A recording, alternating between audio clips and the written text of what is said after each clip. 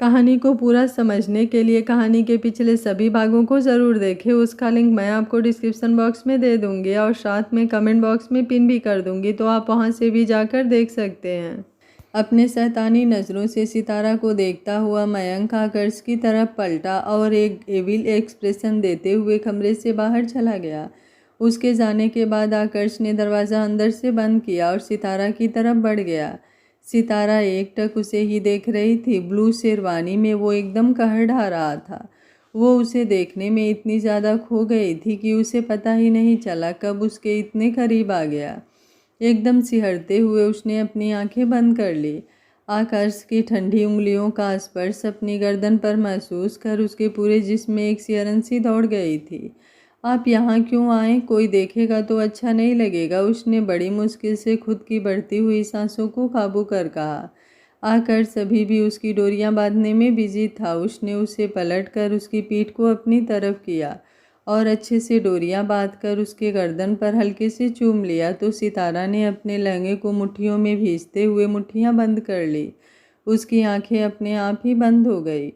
आकर्ष ने उसे आईने में से देखा और एक शरारती मुस्कुराहट से बोला, अभी से तुम्हारा ये हाल है तो आगे क्या हाल होगा? यहाँ तो तुमने अपनी आंखें बंद कर ली, लेकिन वहाँ तुम्हारी पलकें तक नहीं झपकने दूंगा मैं। तुम्हारी आंखों में तैरता शर्म का काजल तो मुझे तुम्हारा और भी ज़्यादा दीवाना बनाता है। उसकी बात सुन सितारा ने आंखें बड़ी करते हुए उसकी तरफ देखा और पलटकर उसके सीने पर हल्का सा मारते हुए बोली, कैसी बातें करते हैं आप? चुप हो जाइए। क्यों, कुछ कुछ होता है क्या? चुप हो जाइए ना प्लीज़। पहले बताओ कुछ कुछ होता है क्या? कुछ कुछ नहीं, बहुत कुछ होता है। पेट में तितलियां उड़ती हुई महसूस होती है और ओठ सूखने लगते हैं। धड़कन किसी रेलगाड़ी की तरह भागने लगती है तो सांसें छूटती हुई महसूस होती है। उसकी मासूमियत भरे जवाब पर तो आकर्ष दिल क्या गुर्दे फेफड़े सब हार गया। मुस्कुराते हुए उसके चेहरे की तरफ देखा और आईने के सामने रखे काजल को अपनी उंगली पर हल्का सा लगाकर उसके कान के पीछे एक टीका सा लगा दिया।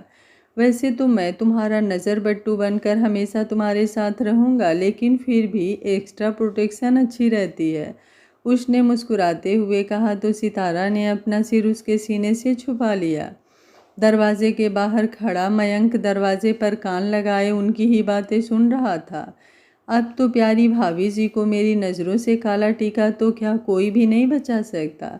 तैयार हो जाओ अपनी शादी के सबसे बड़े सरप्राइज़ के लिए, अपनी शैतानी मुस्कुराहट के साथ कहा मयंक ने और वहाँ से चला गया। थोड़ी देर बाद सितारा का हाथ अपने हाथों में थामे आकर्ष बाहर गार्डन में आया, जहाँ पर उनके एंगेजमेंट की तैयारियाँ की गई थी। कपूर मेंशन इतना बड़ा था कि वहाँ पर कम से कम 1000 लोग आराम से कोई फंक्शन अटेंड कर लें। इस फंक्शन में उसके सारे बिजनेस पार्टनर और उसके नए दोस्त शामिल थे। कुछ पुराने दोस्त भी वहाँ पर मौजूद थे जो बिना बुलाए ही आए थे ताकि फिर से आकर्ष की ज़िंदगी में घुस सके। लेकिन आकर्ष दोबारा उन पर विश्वास तो क्या उनकी तरफ देखने वाला भी नहीं था। दाई माँ ने आगे बढ़कर उन दोनों की नज़रें उतारी और उन्हें स्टेज की तरफ ले गईं। एक लड़की फूलों से सजी थाल में उन दोनों की एंगेजमेंट रिंग लेकर आई, जहां आकर्ष के चेहरे पर एक लंबी सी मुस्कुराहट थी। वहां सितारा गुलाबी फूलों को भी पीछे छोड़ रही थी। चेहरे पर छाई गुलाबी रंगत का मुकाबला कोई मेकअप भी नहीं कर सकता था। दोनों ने एक दूसरे की आंखों में देखते हुए सगाई की अंगूठियां अपने अपने हाथों में ली। आकर्ष ने सितारा के लिए एक बेहद खूबसूरत डायमंड रिंग सिलेक्ट की थी, जो कि स्पेशल कपल के लिए जोड़े में बनाई गई थी। धड़कनें दोनों के सीने में बेहिसाब भाग रही थी। सितारा ने आकर्ष को तो रिंग पहना दी, लेकिन जब आकर्ष ने सितारा का हाथ अपने हाथों में पकड़ा तो उसके हाथ में रिंग फिंगर में पहले से ही एक रिंग मौजूद थी। ये वो रिंग थी जो आकर्ष ने उसे उस वक्त पहनाई थी जब वो दिव्या के साथ सगाई कर रहा था। उतार दूं इसे? आकर्ष ने मुस्कुराते हुए पूछा, तो सितारा ने अपना सिरनामे हिलाया और बोली, बिल्कुल भी नहीं। उसने भी मुस्कुराते हुए अपना दूसरा हाथ उसके हाथ पर रख दिया, तो आकर्ष ने बड़े प्यार से वो हाथ अपने हाथों में थाम उसमें रिंग पहना दी और उसके दोनों हाथों को बारी बारी से चूम लिया। सब लोग उन्हें ही देख तालियां बजा रहे थे, लेकिन राधिका जी जो दोनों को खा जाने वाली नज़रों से देख रही थी, वो मयंक को देखकर जल्दी से उसके पास आई और बोली, तूने पता किया कि आकर्ष ने इस सितारा पर सिर्फ अपना दिल ही लुटाया है या अपनी प्रॉपर्टी और पैसे भी लुटा रहा है। बस इतना समझ लीजिए कि अगर सितारा इसकी ज़िंदगी में ना रहे तो आकर्ष की हालत फिर से भिखमंगों वाली हो जाएगी, और इस बार तो शायद वो जिंदा भी ना रहे, क्योंकि ये लड़की दिव्या की तरह नहीं है, बहुत मायने रखती है उसके लिए, ये दीवाना है वो इसका। उनकी प्रेम कहानियों के किस्से मुझे मत सुनाओ, मुझे बस इतना बताओ कि क्या तुमने इसके खून खानदान के बारे में पता किया, राधिका जी चिढ़ते हुए बोली। उनकी बात सुनकर मयंक हंसने लगा और बोला, अभी तक तो सिर्फ इतना ही पता चला है कि इसके ना कोई आगे है और ना ही कोई पीछे। दोनों लावारिस एक दूसरे का सहारा बनकर बस एक दूसरे को संभाल रहे हैं। अपने ये दांत दिखाने बंद कर और सगाई की रस्म पर ध्यान दे। आगे क्या करना है ये मुझे तुम्हें बताने की ज़रूरत नहीं, राधिका जी ने कहा। तो दोनों एक दूसरे को षड्यंत्र भरी मुस्कुराहट चेहरे में लिए देखने लगे। सगाई की रस्म के साथ काफ़ी नाच गाना भी हुआ और शाम होते होते सब मेहमान जा चुके थे। सितारा कपड़े चेंज करने के बाद बाथरूम से बाहर आई तो किसी ने दरवाजे पर नॉक किया। उसने दरवाज़ा खोल कर देखा तो सामने मयंक खड़ा था, जिसके हाथों में खाने की थाल थी।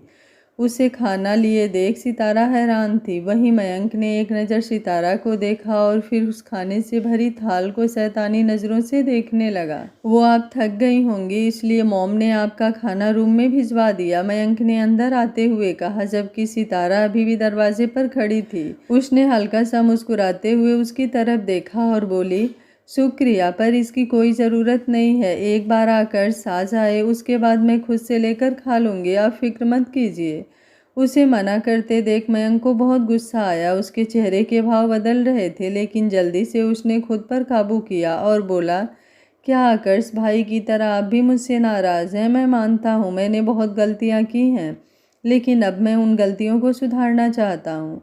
आप मेरी भाभी हैं, इसलिए सोचा खाने के बहाने आपसे थोड़ी जान पहचान हो जाएगी, लेकिन जब मेरा भाई ही मुझे अपना नहीं समझता तो आप तो फिर भी पराई हैं। मैं ये खाना इधर ही रख देता हूँ, आपका जब मन हो खा लीजिएगा। यूँ बिना आपकी इजाज़त लिए कमरे में आने के लिए सॉरी कहते हुए वो बाहर की तरफ जाने लगा। उसे यूँ उदास होते कमरे से जाते देख सितारा को बिल्कुल अच्छा नहीं लग रहा था, इसलिए वो आगे बढ़ी और उसे रोकते हुए बोली, एक मिनट रुकिए मयंक, ऐसी कोई बात नहीं है। मैं नहीं जानती आकर्ष आपसे नाराज़ क्यों है, लेकिन इतना ज़रूर जानती हूँ कि वो किसी से भी ज़्यादा देर तक नाराज़ नहीं रह सकते, इसलिए वो जल्द ही मान जाएंगे, आप फिक्र मत कीजिए। और किसने कहा कि मैं पराई हूँ? भाभी हूँ मैं आपकी, कहते हुए वो खाने की प्लेट की तरफ बढ़ गई और बोली, इसके लिए शुक्रिया, लेकिन अगर जान पहचान बनानी है तो आइए दोनों मिलकर खाते हैं। एक शैतानी मुस्कुराहट के साथ मयंक उसकी तरफ बढ़ा और दोनों सोफे पर जाकर बैठ गए। सितारा और आकर्ष हमेशा दोनों इकट्ठे खाना खाते थे, इसलिए आज उसके बिना खाना उसे अजीब लग रहा था, लेकिन सिर्फ मयंक का दिल रखने के लिए वो उसके साथ खाना खा रही थी। उसने बिल्कुल हल्का सा ही खाया, जबकि मयंक ने सिर्फ सलाद खाई, ये कहकर कि वो डाइट कर रहा है। खाना खाते ही एकदम सितारा का सिर चकराने लगा, जिसे देखकर मयंक के चेहरे पर एक बार फिर से शैतानी मुस्कुराहट दौड़ने लगी। उसने जल्दी से खाने के बर्तन हटाए और एक मेड को बुलाकर वो सब साफ करवा दिया। उस मेड ने सितारा की तरफ देखा, जो अपने सिर पर हाथ लगाए सिर को हल्का हल्का दबा रही थी, लेकिन वो उससे कुछ पूछती इससे पहले ही मयंक ने उसे डांट कर बाहर भेज दिया। मयंक ने जल्दी से जाकर दरवाज़ा बंद किया और वापस सितारा की तरफ आकर उसे अपनी ललचाई नज़रों से देखने लगा। मेरा सिर बहुत दर्द हो रहा है, प्लीज़ आकर्ष जी को बुला दीजिए, सितारा ने किसी तरह कहा, लेकिन मयंक उसे देखकर सिर्फ मुस्कुराता रहा। वो आगे बढ़ा और सितारा के पेट की तरफ देखने लगा। उसने प्लाजो सेट पहना था, जिसके अंदर एक ट्यूब टॉप था और बाहर एक जैकेट थी, जिसमें से उसका पेट साफ दिखाई दे रहा था। उसके पेट को देखते हुए मयंक ने हल्के से उंगली फेरने लगा। बेहोशी की हालत में जाते जाते हुए भी सितारा ने उसका हाथ अपने पेट से हटाया, लेकिन वो कुछ कहती उससे पहले ही उसकी आंखें बंद हो गई। उसे बेहोश होते देख मयंक एक बार फिर से मुस्कुराया। उसने अपना हाथ उसके पेट पर रखा और उसे अपनी गोद में उठाकर बेड की तरफ बढ़ गया। उसे बेड पर लिटाने के बाद वो अपनी पॉकेट में से फ़ोन निकालने लगा, लेकिन अचानक उसका चेहरा गुस्से से भर गया जब उसने महसूस किया कि वो अपना फ़ोन तो अपने कमरे में ही भूल आया। उसे खुद पर ही झल्लाहट महसूस हो रही थी कि वो इतनी बड़ी गलती कैसे कर सकता था। वो अपने फ़ोन में सितारा की ऐसी तस्वीरें खींचना चाहता था जिससे वो उसे ब्लैकमेल कर सके। वो पहले उसे प्यार से अपने जाल में फंसाना चाहता था, लेकिन अगर वो नहीं मानती तो ये तस्वीरें उसके काम में आती। लेकिन अब तो उसे अपनी बेवकूफ़ी पर गुस्सा आ रहा था। उसे यूं ही बेड पर लेटे हुए छोड़ वो जल्दी से कमरे से बाहर निकल कर अपना फ़ोन लेने चला गया। उसने कमरे में आकर अपना फ़ोन लिया और कुछ सोचते हुए जल्दी से सितारा के कमरे की तरफ गया, लेकिन दरवाजे पर ही उसके कदम ठिठक गए क्योंकि अंदर सितारा के साथ बेड पर आकर्ष बैठा था। उसने उसका सिर अपनी गोद में रखा हुआ था। इससे पहले कि वो आकर्ष की नज़रों में आता, वो जल्दी से वहाँ से निकला। थैंक गॉड मैं पहले ही वहाँ से निकल आया। अगर आकर्ष ने मुझे उस सितारा के साथ देख लिया होता तो आज इस घर से मेरा टाटा बाय बाय पक्का था। उसने बाहर की तरफ आकर राहत की सांस लेते हुए मन ही मन में कहा, प्लीज़ उठो ना माय स्टार, इतनी भी क्या थकावट कि तुम अपनी आंखें ही नहीं खोल रही। आकर्ष ने सितारा को नींद से जगाते हुए कहा, लेकिन जब उसके 2-3 बार जगाने पर भी उसने आंखें नहीं खोली तो उसे कुछ अजीब लगा। अब तक तो वह यही सोच रहा था कि शायद थकावट की वजह से सितारा सो रही है। उसने उसका सिर अपनी गोद में अच्छे से रखा और साइड में रखे टेबल पर से पानी का गिलास उठाकर उस पर छींटे मारने लगा, लेकिन फिर भी सितारा ने अपनी आंखें नहीं खोली। उसे उस हालत में देख आकर्ष का दिल घबराने लगा। उसने जल्दी से दाई माँ को आवाज़ लगाई। दाई माँ ने सितारा को चेक किया तो सब कुछ नॉर्मल ही था, शायद थकावट और कमज़ोरी की वजह से बेहोश हो गई है, थोड़ी देर में होश आ जाएगा, उन्होंने आकर्ष से कहा और उसका ध्यान रखने का बोल वहाँ से चली गई, क्योंकि बाहर बहुत काम था जिसकी जिम्मेदारी आकर्ष ने सिर्फ उन्हें ही दी थी। लेकिन आकर्ष को सब कुछ बहुत अजीब लग रहा था। अब तो सितारा की हालत बिल्कुल ठीक थी। दवाइयाँ और आकर्ष की एक्स्ट्रा केयर की वजह से उसकी सारी कमज़ोरी भी दूर हो चुकी थी, तो फिर ऐसे में उसका बेहोश हो जाना उसे बहुत अजीब लग रहा था। उसने सितारा को अच्छे से सुलाकर दरवाज़ा अंदर से बंद किया और वापस उसके पास आकर बैठ गया। शाम के वक्त सितारा ने अपनी आंखें खोली। उसका सिर बहुत ज़्यादा दर्द हो रहा था, इसलिए आंखें खोलते ही उसने अपने सिर को पकड़ लिया, लेकिन तभी किसी के हाथों ने उसके हाथों को उसके सिर से हटाया और खुद उसके सिर को दबाने लगा। आकर्ष अभी भी उसके पास ही था और अब उसका सिर भी दबा रहा था। उसे होश में आते देख उसने राहत की सांस ली। लगता है काफ़ी गहरी नींद में सो रही थी, इसलिए मैडम को टाइम का बिल्कुल ध्यान ही नहीं रहा, आकर्ष ने मुस्कुराकर कहा तो सितारा जल्दी से उठकर बैठ गई। शाम को तो हमारा मेहंदी का फंक्शन है ना। हे भगवान, मैं इतनी बड़ी गलती कैसे कर सकती हूँ, मुझे पता ही नहीं चला कब मैं इतनी गहरी नींद में सो गई। और आप यहाँ क्यों बैठे हैं, आपने मुझे उठाया क्यों नहीं। कहते हुए उसने घड़ी में वक्त देखा तो 7 बज रहे थे, मगर आकर्ष अभी भी मुस्कुराते हुए उसे देख रहा था। तो सितारा ने घूर कर उसे देखा और बोली, ये सब कुछ ना सिर्फ आपकी वजह से ही हुआ है। आपका क्या है, आप तो सिर्फ 5 मिनट में रेडी हो जाएंगे, लेकिन मुझे तैयार होने में कितना वक्त लगता है। तुम्हें किसने कहा कि तुम्हें तैयार होने की ज़रूरत है, तुम तो वैसे भी बहुत खूबसूरत लगती हो। आकर्ष ने उसका हाथ पकड़कर उसके करीब होते हुए कहा, रहने दीजिए, आप 2-3 घंटे खुद को देती हूँ तब जाकर आपके लेवल की लगती हूँ। अगर यूं ही मेहंदी के फंक्शन में आपके साथ कहीं तो सब लोग हंसेंगे मुझ पर। उसकी बात सुनाकर हंसने लगा। उसने अपनी बाहें उसके पेट पर लपेटी और उसे अपनी गोद में बिठा लिया। मैं तो जानता ही नहीं था तुम्हारे लिए लुक्स इतनी मैटर करती होगी, उसने उसे अपनी गोद में बिठाए हुए कहा। तो सितारा ने पलटकर उसकी तरफ देखा और बोली, मेरे लिए लुक्स मैटर नहीं करती, लेकिन मैं चाहती हूँ कि जब भी मैं आपके साथ खड़ी हूँ तो हम दोनों की जोड़ी एकदम परफेक्ट लगे, ना कोई कम ना कोई ज़्यादा, देखने वाले बस देखते ही रह जाएं। हम दोनों एक दूसरे को परफेक्ट कॉम्प्लीमेंट करें। अच्छा जी, मैंने तो कभी इस बारे में सोचा ही नहीं है, लेकिन अब लग रहा है कि तुम्हारे बराबर का दिखने के लिए तो मुझे फिर एक जन्म और लेना होगा। उसकी बात सुनकर सितारा ने उसे गुस्से से देखा, लेकिन कुछ कहा नहीं। बस चुपचाप उठकर अपने कपड़े देखने लगी जो उसने आज मेहंदी के फंक्शन में पहनने थे। आकर्ष मुस्कुराता हुआ बेड से उठा और उसके पास जाकर ज्वेलरी मैचिंग करने में उसकी मदद करने लगा। आज तुम ये पहनना, तुम पर बहुत अच्छा लगेगा, आकर्ष ने एक हैवी सेट उठाकर उसे दिखाते हुए कहा। तो सितारा ने गुस्से से उसकी तरफ देखा और फिर नज़रें फेर ली। बाप रे, इतना खतरनाक गुस्सा! जब आप फालतू की बातें करेंगे तो गुस्सा तो आएगा ही ना। अच्छा जी, चलो फिर देख ही लेते हैं कितना गुस्सा है तुम्हारे अंदर, कहते हुए आकर्ष ने सितारा को कमर से पकड़ लिया। उसके इस तरह कमर से पकड़ने से सितारा का गुस्से से लाल चेहरा शर्म की लाली ओढ़ने लगा। उसने कुछ कहने की बजाय बस अपनी नज़रें झुका ली। आकर्ष ने मुस्कुराते हुए उसे देखा और बोला, क्या हुआ, अब होठ सिल क्यों गए? उसकी बात सुनकर भी सितारा ने अपनी नज़रें ऊपर नहीं उठाई और साइड से निकलते हुए बोली, आप जाइए अपने कमरे में, मुझे तैयार होने दीजिए। लेकिन आकर्ष ने उसका हाथ पकड़कर उसे पीछे खींचते हुए दीवार से लगा दिया और उसके चेहरे की तरफ देखने लगा। इतना तो गुलाब जामुन चाशनी में नहीं डूबता जितनी वो शर्म से डूबी हुई थी।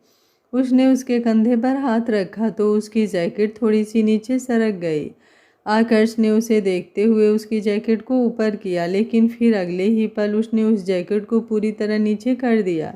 उसका गोरा कंधा और उसकी बाजू उसके सामने थी। सितारा उसके सीने से लग उसमें सिमटने को हुई, लेकिन आकर्ष ने उसके कंधे को पकड़कर उसे दीवार से ही लगाए रखा।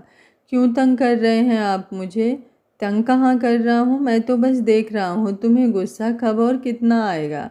सितारा के लिए अब अपनी मुस्कुराहट छिपाना मुश्किल हो रहा था। मन तो कर रहा है तुम्हें किसी गुलाब जामुन की तरह पूरा खा जाऊं, लेकिन अभी थोड़ा सब्र रख रहा हूँ। शादी के बाद अच्छी तरह से देखूंगा तुम्हें भी और तुम्हारे गुस्से को भी, कहते हुए उसने उसकी जैकेट उसे दोबारा पहना दी। सितारा ने अपना सिर उसके सीने में छुपा लिया था। आकर्ष ने भी उसे कसकर अपनी बाहों में भर लिया। वो उससे अलग हुआ और उसे देखते हुए बोला, जल्दी से तैयार हो जाओ और ज़्यादा टेंशन लेने की ज़रूरत नहीं। तुम मेरे साथ हर रूप में हर तरह से अच्छी लगती हो, एकदम परफेक्ट। उसने आंख मारते हुए कहा। सितारा मुस्कुरा रही थी, लेकिन एकदम से उसकी सांसें थम गई जब आकर्ष ने नीचे झुककर उसके पेट को चूम लिया। जान निकलने को हो चुकी थी और जान निकालने वाला दिले दुश्मन ही था। वैसे तो सब्र रख सकता हूँ, लेकिन किसी किसी बात पर बेसब्र भी हो जाता हूँ, आकर्ष ने कहा और एक दिलकश मुस्कुराहट के साथ वहाँ से चला गया। जो उमंगें सितारा के दिल में उमड़ी थी उन्हें समेटते हुए सितारा ने दरवाज़ा बंद किया और दरवाजे से टेक कर उसकी बातें और हरकतों पर मुस्कुराने लगी। मेहंदी के फंक्शन के लिए दोनों तैयार होकर एक दूसरे का हाथ थामे बाहर आए। ग्रीन और पिंक कलर के कलरफुल कॉम्बिनेशन लहंगे में सितारा बहुत प्यारी लग रही थी। वहीं आकर उसने भी ग्रीन कलर का कुर्ता पैजामा पहना हुआ था। ट्रेडिशनल लुक में वो एकदम कहर ढा रहा था। गाने बजाने के साथ मेहंदी की रस्म शुरू हुई। राधिका जी और मयंक भी वहीं मौजूद थे। मयंक की नज़रें बार बार सितारा के सीने से होती हुई पेट तक जा दी। अपनी शैतानी नज़रों से वो उसे घूर रहा था। एक बार बच गई तुम, लेकिन हर बार किस्मत तुम्हारा साथ नहीं देगी। तुम्हें तो मैं अपना बनाकर ही रहूँगा। भाई कुक और हुक, जब तुम्हें पहली बार देखा था तब भी तुम्हारी खूबसूरती ने मुझे अपना कायल कर दिया था, लेकिन अब तो तुम्हें अपना बनाना मेरी ज़रूरत भी है। दिव्या ने तो आकर्ष की सिर्फ पीठ ही तोड़ी थी, लेकिन तुम्हें इसके खिलाफ इस्तेमाल करके तो मैं इसे पूरी तरह से तोड़ दूँगा। खूबसूरत तो तुम सच में बहुत हो, लेकिन क्या फ़ायदा इस खूबसूरती का अगर ये मेरे काम ही ना आए तो। मयंक ने सितारा को देखते हुए शैतानी मुस्कुराहट के साथ मन ही मन कहा, अब लड़के की माँ लड़के को मेहंदी का शगुन करे, उसके बाद ही वो लड़की को लगेगी। एक मेहमान ने कहा तो राधिका जी मुस्कुराती हुई आगे आई, लेकिन वो मेहंदी को हाथ लगाती उससे पहले ही आकर्ष बोल पड़ा, दाई माँ आइए और कीजिए शगुन अपने बेटे की मेहंदी का, तभी आपकी बहू के हाथों पर मेहंदी लगेगी। उसकी बात सुनकर कईयों ने दाई माँ की तरफ देखा तो कईयों ने राधिका जी की तरफ, जो बन ठन कर आगे आ रही थी, लेकिन आकर्ष ने उन्हीं के मुंह पर ही बेइज्जती का थप्पड़ मारा था। दाई माँ उन दोनों के स्पेशल दिन को खराब नहीं करना चाहती थी, इसलिए मुस्कुराते हुए आगे आई और मेहंदी का कूप लेकर आकर्ष के हाथों पर मेहंदी का शगुन करने लगी। उन्होंने उसके हाथ पर बड़े प्यार से ए और ऐश लिखा। उसके बाद सितारा को मेहंदी लगनी शुरू हुई। आकर्ष मुस्कुराते हुए अपनी मेहंदी देख रहा था तो वहीं राधिका जी उसे देखकर गुस्से से लाल हो रही थी। उसकी मुस्कुराहट इस वक्त उन्हें कांच की तरह चुभ रही थी। बहुत अकड़ है ना तुम में, और अब तो ये गरूर और भी ज़्यादा बढ़ गया है क्योंकि दौलत के साथ साथ तुम्हें तुम्हारा प्यार भी मिल गया। लेकिन बहुत जल्द तुमसे ये दोनों चीज़ें मैं हमेशा हमेशा के लिए छीन लूँगी। उसके बाद फिर से तुम मेरे पैरों पर आ जाओगे, लेकिन मैं तुम्हें भीख भी नहीं दूंगी। उन्होंने उसे गुस्से से देखते हुए मन ही मन कहा और वहाँ से चली गई। कहते हैं मेहंदी का रंग जितना ज़्यादा गहरा होता है, पति का प्यार भी उतना ही गहरा होता है। अब देखते हैं आकर्ष अपनी सितारा से कितना प्यार करता है। एक लेडीज ने हंसते हुए कहा तो बाकी सारी औरतें भी हंसने लगी। सितारा उन पलों को याद कर रही थी जब आकर्ष ने खुद उसके हाथ पर उसका और अपना नाम लिखा था। कितना गहरा रंग आया था उस दिन उसके हाथों पर, जो इतना छुड़ाने पर भी नहीं जा रहा था। और आज तो ये मेहंदी पूरे रीति रिवाजों से लग रही थी। अब तो गहरा लाल रंग आना लाजमी था। एक तरफ सारी लेडीज डांस कर रही थी तो दूसरी तरफ खाने का प्रोग्राम भी चल रहा था। आकर्ष ने दाई माँ से कहकर खाने की प्लेट मंगवाई और सितारा की तरफ लेकर बढ़ गया। वैसे तो तुम्हें खाना खिलाना मेरा रोज का काम है, लेकिन आज इस काम को करने में मुझे मज़ा आने वाला है, क्योंकि अब मैं तुम्हें अपनी मर्जी से खिलाऊंगा और तुम मुझे रोक भी नहीं पाओगी। आकर्ष ने उसके सामने बैठते हुए कहा तो सितारा की नज़रें प्लेट में रखे खाने पर गई। रोज़ाना से डबल खाना वो उसके लिए लेकर आया था। उसकी आंखें हैरानी से बड़ी हो गई और वो आकर्ष की तरफ देखते हुए बोली, इतना सारा खाना अगर एक ही बार में खा लिया तो मैं कल तक पूरी ढोल बन जाऊंगी। फिर शादी में ढोल की ज़रूरत ही नहीं होगी, मुझे ही बजा लीजिएगा। उसकी बात सुनकर मेहंदी लगाने वाली भी हंसने लगी। तुम्हारे इस ड्रामे से मुझे कोई फ़र्क नहीं पड़ने वाला। आज तो मौका मिला है और मौके का फ़ायदा उठाना आकर्ष कपूर बहुत अच्छे से जानता है। आकर्ष ने कहा और निवाला बनाकर उसकी तरफ बढ़ा दिया। सितारा का खाना खाने का बिल्कुल भी मन नहीं था, लेकिन आकर्ष की डांट के डर की वजह से उसे खाना पड़ा। पर जब आकर्ष को महसूस हुआ कि अब उससे और नहीं खाया जाएगा तो उसने प्लेट साइड में रख दी और रसमलाई की कटोरी उसके सामने कर दी।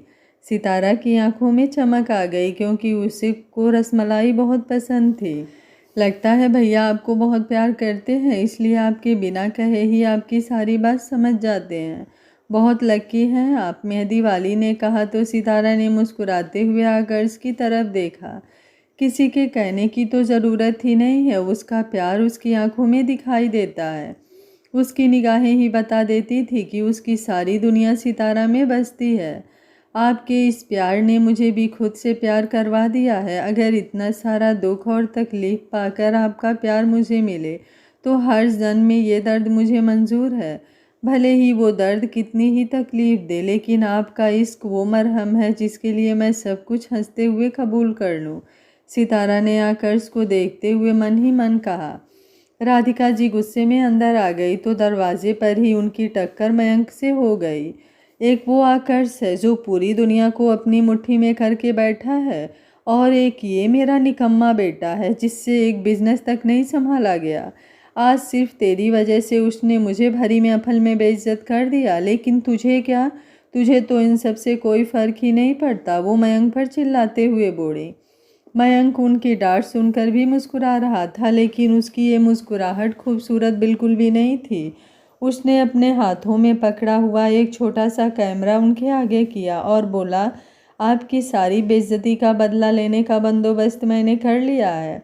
आप बस देखते जाइए कैसे मैं अब सबके सामने उसका मजाक बनाता हूँ। बहुत गुरूर है ना उसे अपनी सितारा पर, लेकिन अब उसकी इज्जत तो उतरेगी ही, साथ में आकर्ष की जो बेइज्जती होगी वो देखने लायक होगी। कहते हुए तो उसकी आंखों में एक षड्यंत्र भरी चमक थी। उसकी बात सुनकर राधिका जी के चेहरे पर भी शैतानी मुस्कुराहट आ गई।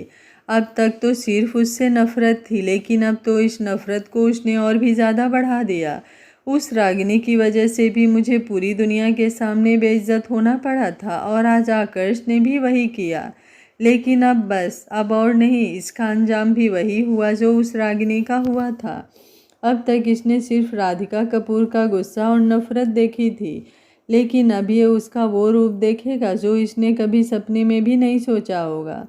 मेहंदी की रस्म खत्म हुई तो आकर सितारा को अंदर ले आया। बाहर हल्की हल्की ठंड हो गई थी और ठंडी मेहंदी की वजह से सितारा के हाथ पैर भी हल्के हल्के कांप रहे थे।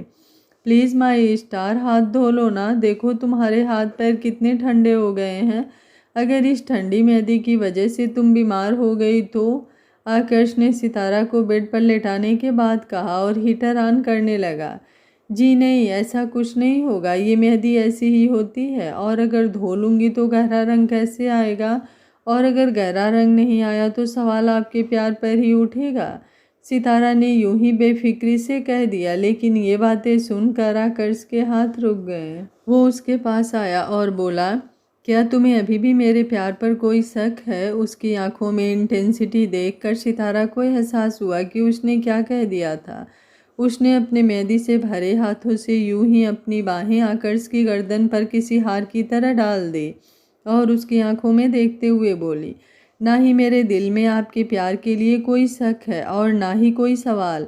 अगर इस मेहंदी का रंग ना भी आए तो भी मुझे कोई फ़र्क नहीं पड़ता। आपके प्यार को जानने के लिए मुझे मेहंदी के रंग की ज़रूरत ही नहीं है, बस आपकी आंखों में देख लेती हूँ तो आपके प्यार की गहराई खुद ब खुद दिल में उतर जाती है। उसकी बात सुनकर आकर्ष के चेहरे पर भी मुस्कुराहट आ गई। वैसे मुझे नहीं पता था आप इन छोटी छोटी बातों पर भी नाराज़ होना जानते हैं, सितारा ने उससे आंखें छोटी करके घूरते हुए कहा। तो आकर्ष ने भी यूं ही अपनी बाहें उसके गर्दन पर लपेटी और बोला, किसी और की बात मेरे लिए कोई मायने नहीं रखती, लेकिन तुम्हारी हर बात मेरे लिए ज़रूरी है। अच्छा जी, सितारा ने अपने होठों को हल्का सा चलाते हुए कहा। तो आकर्ष ने भी मुस्कुराकर हाँ जी कहा और दोनों खिलखिलाकर हंसने लगे। आकर्ष ने उससे अलग होकर हीटर ऑन किया तो सितारा भी उसे देखते हुए बोली, अब आप जाइए अपने रूम में और आराम से सो जाइए, सुबह जल्दी भी उठना होगा। लेकिन तुम ऐसे कैसे सोओगी? ना तुमने चेंज किया है और ना ही दाई माँ तुम्हारे साथ हैं। इतनी हैवी ड्रेस में तुम्हें नींद कैसे आएगी? तुम चलो वॉशरूम में, मैं तुम्हारे हाथ धुला देता हूँ। वैसे भी अब तक मेहंदी रच गई होगी। नहीं, बिल्कुल भी नहीं, ये मेहंदी मैं सुबह होने से पहले नहीं उतारूंगी। और रही बात सोने की, तो मैं ऐसे ही सो जाऊंगी, जब नींद आनी होगी आ जाएगी। उसका जवाब सुन अचानक से आकर्ष के चेहरे पर एक शरारती मुस्कुराहट आ गई। उसने दरवाजे की तरफ देखा जो कि अंदर से बंद था और खिड़कियों पर भी पर्दे वगैरह चेक करने लगा। सितारा हैरानी से उसे देख रही थी कि आखिर वो कर क्या रहा है। उसने अलमारी से सितारा का नाइट सूट निकाला और उसके पास आ गया। सितारा ने सवालिया नज़रों से उसे देखा तो वो शरारती मुस्कुराहट के साथ बोला, इतना छोटा सा तो काम है, ये काम तो मैं भी कर सकता हूँ, सिर्फ तुम्हारे कपड़े ही तो बदलवाने हैं, इसमें दाई माँ की क्या ज़रूरत है? उसकी बात सुनकर सितारा को ऐसा महसूस हुआ जैसे उसकी सांसें ही रुक गई हो। नहीं, बिल्कुल नहीं, आप जाइए और जाकर दाई माँ को बुला दीजिए, वही मेरी मदद करेंगे। उसका जवाब सुनकर आकर्ष को हंसी आ रही थी, लेकिन उसने अपनी मुस्कुराहट छिपाई और मासूम सा चेहरा बनाते हुए बोला, अब दाई माँ की उम्र हो रही है, इसलिए हर छोटे छोटे काम के लिए उन्हें तंग करना सही नहीं है। और वैसे भी 2 दिन बाद तो ये सब होने ही वाला है, तो आज ही इसकी शुरुआत हो जाए। आप जानबूझकर मुझे परेशान कर रहे हैं ना? सितारा ने निचला होठ बाहर निकालते हुए पूछा। नहीं, बिल्कुल नहीं, मैं तुम्हें परेशान कभी कर सकता हूँ क्या? तो फिर जाइए ना, आप सो जाइए, मैं कर लूँगी ये सब। नहीं, अब तो तुम्हारी मदद मैं ही करूँगा। कहते हुए आकर्ष ने उसके दुपट्टे को हाथ लगाया तो सितारा की धड़कन तेज हो चली। बेचैनी में उसने अपनी नज़रें और अपना चेहरा नीचे कर लिया। उसे यूं देखकर आकर्ष हल्का सा मुस्कुराया और अपनी 2 उंगलियों से उसकी ठोड़ी को पकड़ते हुए उसका चेहरा अपनी तरफ किया और उसकी आंखों में देखते हुए बोला, क्या तुम्हें मुझ पर इतना भी एतबार नहीं है? सितारा ने बड़ी नज़ाकत से उसकी आंखों में देखी और बोली, मेरे लिए एतबार की परिभाषा आपका प्यार ही है। वो अपनी जगह से उठी और लाइट बंद कर एक हल्का सा लैम्प जलाकर आकर्ष के सामने अपनी पीठ कर बैठ गई। ये लाइट इसलिए नहीं बंद की ताकि आप मुझे देख ना पाएँ, बल्कि इसलिए बंद की है क्योंकि आपकी नज़रों का ताप मैं सह नहीं पाऊँगी, उसने कहा और अपनी आंखें बंद कर ली। उसकी बात सुनाकर इसकी मुस्कुराहट और भी ज़्यादा बढ़ गई और उसके साथ साथ ही उस कमरे का तापमान भी बढ़ चुका था। उस हल्की हल्की लाइट में दोनों एक दूसरे को देख सकते थे। आकर्ष की नज़रें सिर्फ सितारा के चेहरे पर थी। उसने कब उसे टी शर्ट पहना दिया, ना सितारा को पता चला ना आकर्ष के। आकर्ष की एक भी उंगली उसके बदन में टच नहीं हुई, फिर भी कपकपी दोनों को अपने जिस्म में महसूस हो रही थी। अब बारी लहंगा बदलने की थी। आकर्ष ने उसे खड़ा किया और खुद नीचे घुटनों के भार बैठ गया। पहले उसने उसके पेट को हल्का सा चूम लिया। सितारा उसे ही देख रही थी, लेकिन उसके होठों को अपने पेट पर महसूस कर उसने अपनी नज़रें फेर ली। उसकी आंखों का सामना करना अब उसके लिए मुश्किल हो रहा था। आकर्ष ने उसे पुकारा, इधर देखो माई स्टार। सितारा ने बड़ी मुश्किल से नज़रें उठाकर उसकी तरफ घुमाई। आकर्ष ने उसकी आंखों में देखते ही उसे लोअर पहना दिया और फिर लहंगे का जिप खोलकर निकालकर साइड में रख दिया। सितारा की आंखें नम हो गई थी। हर बार आकर्ष कुछ ऐसा कर देता था जिससे उसके लिए इज्जत और प्यार दोनों ही बरसाते थे। सितारा बेड पर लेट गई तो आकर्ष ने हीटर बंद कर उसे अच्छे से ब्लैंकेट उड़ा दिया। तब तक दाई माँ ने आकर दरवाज़ा नॉक किया तो उनके आने पर आकर्ष वहाँ से चला गया। आज दाई माँ सितारा के साथ ही सोने वाली थी। सितारा के मन में कितना कुछ चल रहा था आकर्ष के बारे में। ऐसा भी महबूब होता है किसी का जैसा मेरा है। मर्द का ऐसा रूप भी होता है, ये कभी सपने में भी नहीं सोचा था, लेकिन भगवान ने वो रूप मेरी ही किस्मत में भर दिया। क्या करूं, कहाँ छुपाऊं इन्हें, किसी की नज़र ना लग जाए इनको। आज आपसे कोई शिकायत नहीं है भगवान, आपने मेरे दामन में इतनी खुशियाँ भरी है कि आपसे सारी शिकायत दूर हो गई। अब बस इतनी ही प्रार्थना है आपसे, इनका चेहरा देखकर सुबह हो और इनका चेहरा देखकर शाम हो। इससे ज़्यादा आपसे कुछ नहीं चाहिए। यही सब सोचते सोचते सितारा भी नींद की आगोश में चली गई। सुबह होते ही हल्दी के फंक्शन की तैयारियां शुरू हो गई। हर कोई खुश था, लेकिन मयंक अपने कमरे में गुस्से में इधर से उधर घूम रहा था। उसके हाथ में एक छोटा सा कैमरा और पेन ड्राइव थी जो गुस्से में उसने सामने फर्श पर फेंक कर मारे। उसी समय राधिका जी अंदर आई। अपने पैरों के पास वो कैमरा और पेन ड्राइव देख उन्होंने उन्हें उठाया और मयंक की तरफ देखा। पहले उस आकर्ष ने मेरे प्लान को बर्बाद कर दिया और अब कल रात पता नहीं कैसे इस कैमरे ने कुछ रिकॉर्ड ही नहीं हुआ। पूरी रात उस सितारा के बाथरूम में मैंने ये कैमरा रखा था कि जब भी वो कपड़े चेंज करे तो उसकी वीडियो रिकॉर्ड हो सके और इसे दिखाकर मैं उसे ब्लैकमेल कर सकूं, लेकिन पता नहीं कैसे ये कैमरा अपने आप ही बंद हो गया। तुम्हारी तरह तुम्हारा कैमरा भी निकम्मा निकला। मुझे तो तुमसे ही कोई उम्मीद नहीं, तो तुम्हारे कैमरे से क्या ही उम्मीद रखूं। तुम कुछ नहीं कर सकते सिवाय अपनी ये जाली गुस्सा चीज़ों पर निकालने की बजाय। अरे तुम जैसी औलाद तो अपने माँ बाप की ही दुश्मन होती है, खुद तो डूबती ही है, साथ दूसरों को भी ले डूबती है। मयंक पहले से भी गुस्से से भरा बैठा था। उनकी बातें सुनकर उसने सामने टेबल पर रखी चीज़ें नीचे गिरा दी और बोला, चुप। एक शब्द भी और अपने मुँह से निकाला तो कुछ ऐसा हो जाएगा जिसकी आपने उम्मीद भी ना की हो। चुप तुम रहो। तुम्हारी वजह से कपूर खानदान की बहू होने के बावजूद भी मेरी सड़क पर आने की नौबत आ गई, लेकिन तुम्हें अक्ल नहीं आई और मुझे नहीं लगता कभी आएगी भी। ऐसी छोटी मोटी चालों से तुम कुछ नहीं हासिल कर पाओगे। अगर फिर से ये कपूर एम्पायर चाहिए तो कुछ बड़ा करने का सोचो। कुछ ऐसा करो कि वो सितारा और उसके नाम से जुड़ी सारी प्रॉपर्टी हमारी मुट्ठी में हो। उन्होंने शैतानी मुस्कुराहट के साथ कहा तो उनकी बातें सुनकर गुस्से में कांपते मयंक के चेहरे पर डेविल स्माइल आ गई। आप फिक्र मत कीजिए, आपके लिए आपका बेटा नालायक है ना, तो अब आप देखिए मैं क्या करता हूँ। एक दिन के अंदर ही ये सारा कुछ सिर्फ हमारा होगा, उसने शैतानी मुस्कुराहट के साथ कहा। हल्दी की रस्म शुरू हुई तो आकर्ष और सितारा दोनों को अलग अलग पाटे पर बिठाकर उनके बीच एक हल्का सा पर्दा गिरा दिया गया ताकि दोनों एक दूसरे को ना देख पाएं। ये तो गलत बात है दाई माँ, मतलब मेरी ही दुल्हन और मैं ही नहीं देख सकता, आकर्ष ने कहा तो सब लोग हंसने लगे। सितारा तो शर्म से गड़े जा रही थी। वो इसलिए क्योंकि हल्दी लगाने से निखार आता है और जब तुम्हारी दुल्हन पूरी निखर कर तुम्हारे सामने आए तो तुम बस उसे देखते ही रह जाओ, एक लेडीज ने कहा।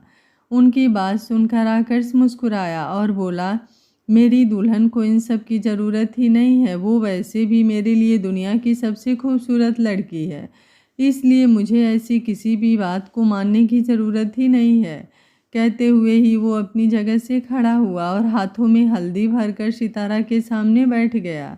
सितारा ने हैरानी से उसे देखा, लेकिन कुछ कहने से पहले ही आकर्ष ने अपने हल्दी से भरे हाथ उसके गालों पर रख दिए।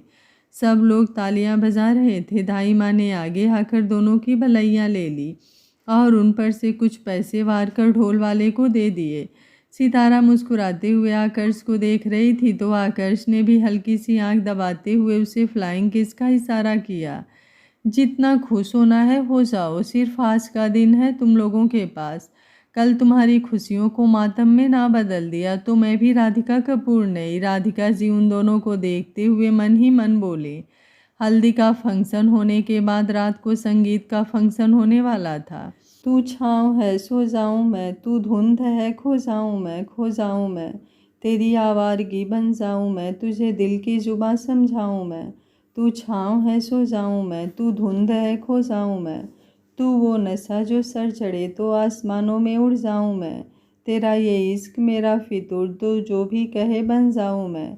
छाया है यूँ तेरा सुरूर जिस रंग कहे रंग जाऊँ मैं, तेरे नशे में मैं चूर हूँ जिसे लोग कहे रम जाऊँ मैं, तेरा ये इश्क मेरा फितूर तू जो भी कहे बन जाऊँ मैं। आकर्ष और सितारा दोनों एक दूसरे के हाथों में हाथ डाल स्टेज पर डांस कर रहे थे। रेड कलर का फ्लोरल लेंथ गाउन और रेड कलर का ही 3 पीस शर्ट पैंट सूट पहने आकर्ष कहर ढा रहा था।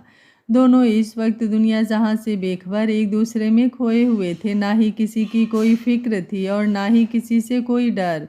बस एक दूसरे को महसूस कर अपनी ज़िंदगी के खुशनुमा पल जी रहे थे। गाने के बोल के साथ एक दूसरे को अपने एहसास बता रहे थे। सबकी तालियों के बीच आकर्ष और सितारा दोनों जब डांस करने के बाद स्टेज से उतरे तो आकर्ष के बिजनेस पार्टनर मिस्टर पांचाल आकर्ष के पास आए और बोले, कहना पड़ेगा मिस्टर कपूर, वाकई आप और आपकी वाइफ एक दूसरे के लिए परफेक्ट मैच है। लगता है उस भगवान ने काफ़ी फुर्सत से आप दोनों की जोड़ी बनाई है।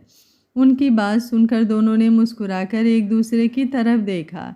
सच ही तो था, शायद ये जोड़ी भगवान ने स्पेशली बनाई थी, क्योंकि सब कुछ खोकर दोनों ने एक दूसरे को पाया था। दो अधूरे इंसान एक दूसरे को पाकर पूरे हुए थे। सुबह शादी का मंडप सज चुका था। सितारा और आकर्ष दोनों अपने अपने कमरे में तैयार हो रहे थे।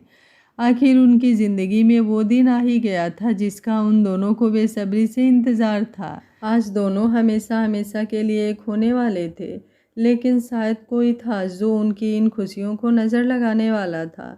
मयंक अपने कमरे में बैठा किसी से फ़ोन पर बात कर रहा था। किसी भी गलती की कोई गुंजाइश नहीं।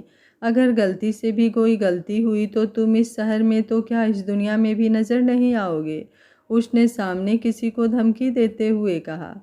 आगे क्या होगा इस कहानी में जानने के लिए देखते रहिए कहानी का अगला और अंतिम भाग कल दोपहर 12 बजे। अगर आपको कहानी अच्छी लग रही है तो वीडियो को लाइक शेयर एंड चैनल को सब्सक्राइब कर लीजिएगा। Thank you for watching. मिलते हैं कहानी के अगले भाग में।